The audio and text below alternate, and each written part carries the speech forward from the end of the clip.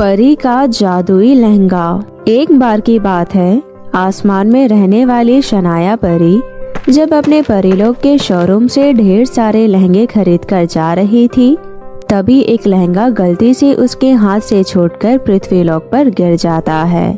इधर पृथ्वीलोक पर वंशिका अपनी सौतेली माँ राधिका और बहन सुरभि से दुखी होकर जल्दी जल्दी घर का सारा काम खत्म करके अपनी पढ़ाई कर रही थी। वंशिका बहुत ही होनहार और समझदार लड़की थी, लेकिन उसकी सौतेली माँ और बहन उसे बिल्कुल भी प्यार नहीं करती थी। वंशिका, कहाँ मर गई? जब देखो इस लड़की को काम से जी चुराती रहती है। जी माँ, आपने मुझे बुलाया? हाँ महारानी, इतने देर से अकेले कमरे में क्या कर रही थी? वो माँ, मैं पढ़ाई कर रही थी। अगले महीने से मेरा पेपर स्टार्ट है ना, तो इसलिए।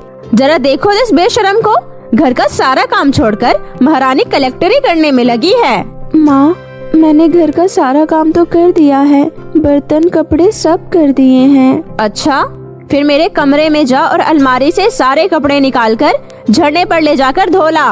रखे रखे कपड़ों में से बदबू आने लगी है। माँ, उसमें तो बहुत टाइम लगेगा, और वैसे भी वो सारे कपड़े तो पहले से ही धुले हुए हैं ना। जितना बोला जाए उतना किया कर। अगर मेरे सामने ज्यादा दिमाग चलाई तो घर से धक्के देकर बाहर कर दूंगी, समझी? अब जा यहाँ से। वंशिका सारे कपड़े लेकर झरने पर धो रही थी, तभी उसकी नजर परी के लहंगों पर जाती है, जो गलती से पृथ्वी पर गिर गई थी। ओह वाओ, कितना सुंदर लहंगा है ना ये। मैंने आज तक ऐसा लहंगा नहीं देखा है। वंशिका अपना काम खत्म करके उस लहंगे को घर ले आती है और अपने कमरे में छुपाकर रख देती है।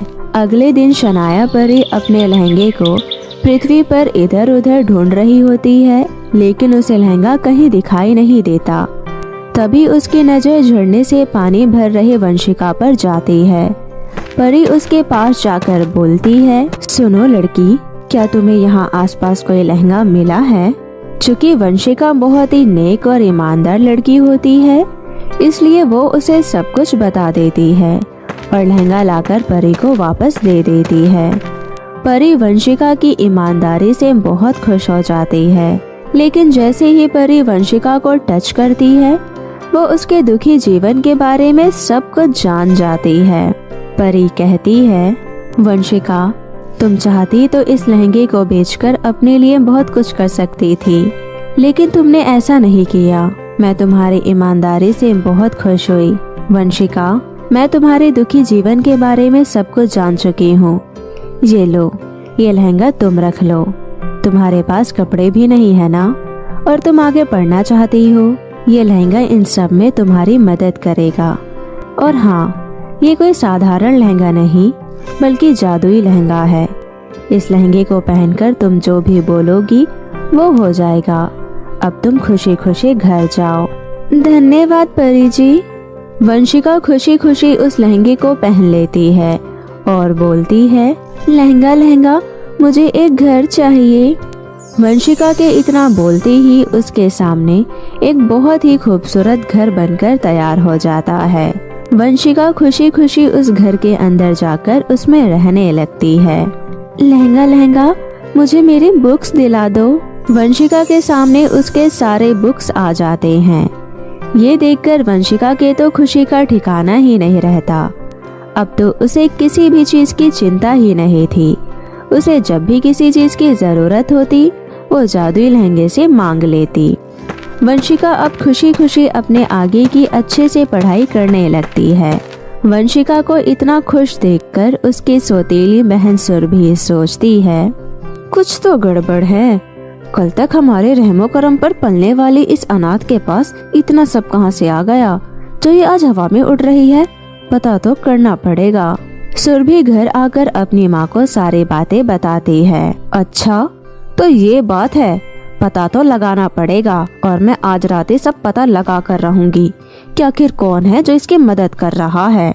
इस तरह दोनों माँ बेटी वंशिका के घर खिड़की से झांककर सब कुछ पता कर लेती हैं। अच्छा, तो ये बात है, ये सब इस जादुई लहंगे का कमाल है। क्यों ना मैं इस जादुई लहंगे को ही चुरा लूं।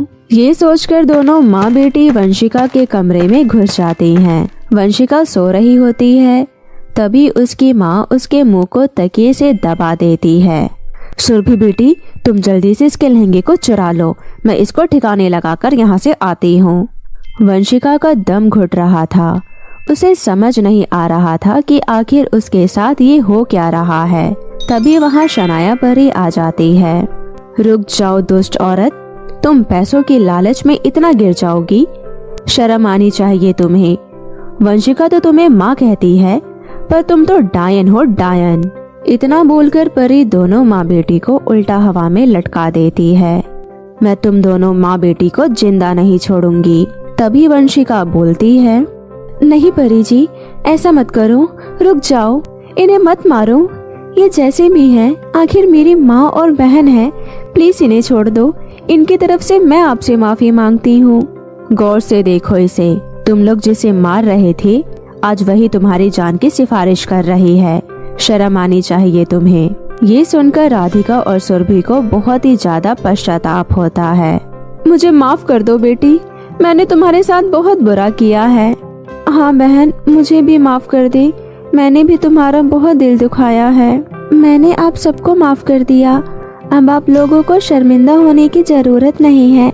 मेरे दिल में आप सबके लिए कुछ नहीं है।